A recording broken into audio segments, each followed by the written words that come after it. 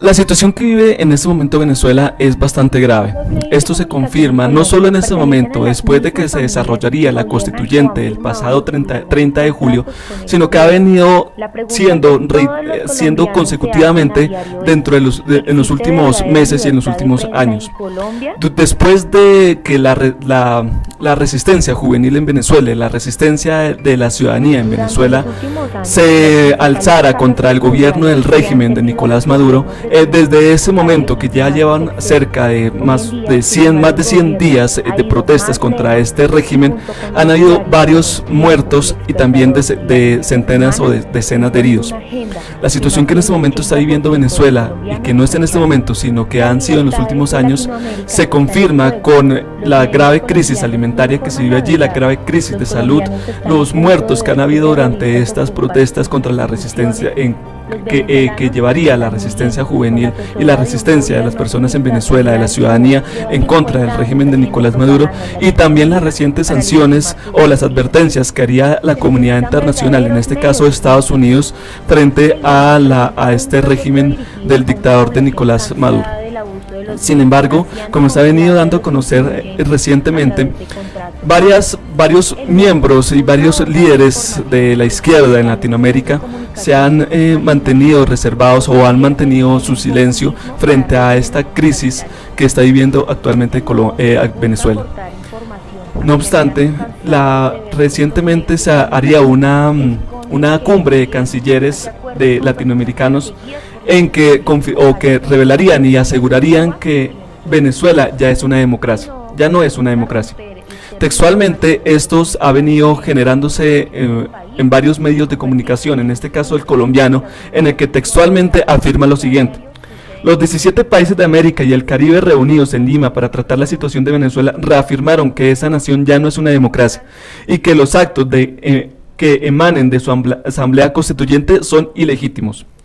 Esas fueron dos de las conclusiones expresadas durante la declaración conjunta de la capital peruana, y en la que se incluyó el reconocimiento de la Asamblea Nacional como único órgano legítimamente elegido en Venezuela, el rechazo a la violencia y una condena a la violación de los derechos humanos cometidos en el país.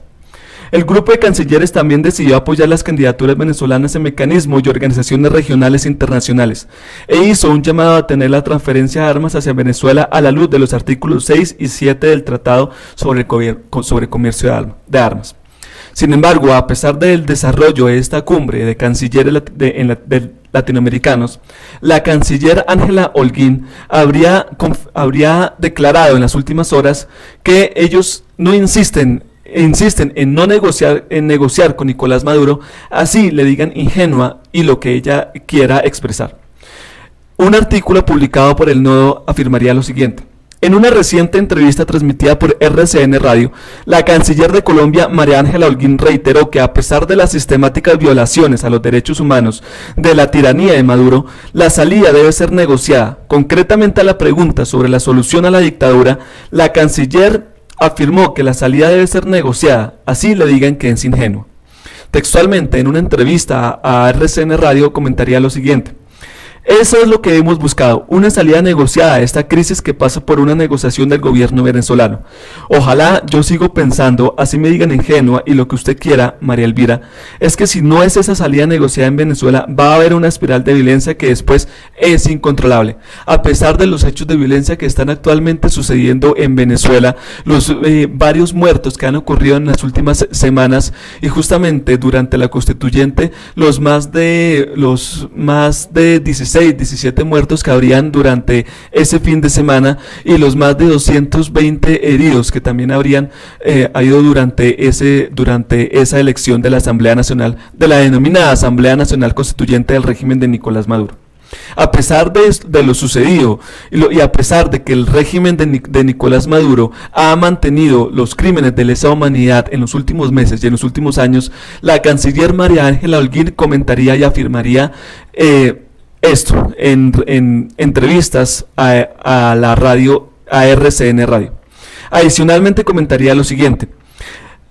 la canciller María Ángela Holguín manifestó que no se descarta una ruptura en las relaciones, pero será una decisión en bloque en medio de una negociación con los cancilleres de la región que se reúnen en Perú.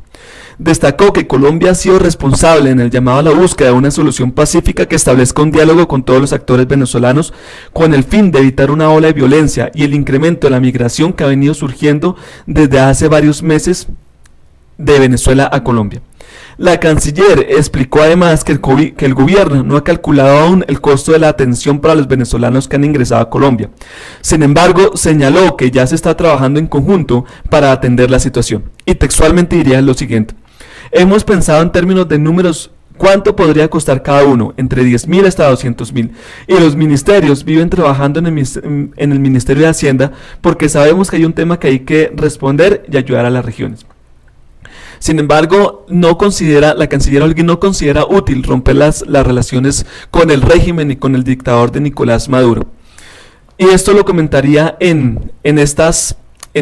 declaraciones a la radio, y no solo aquí, sino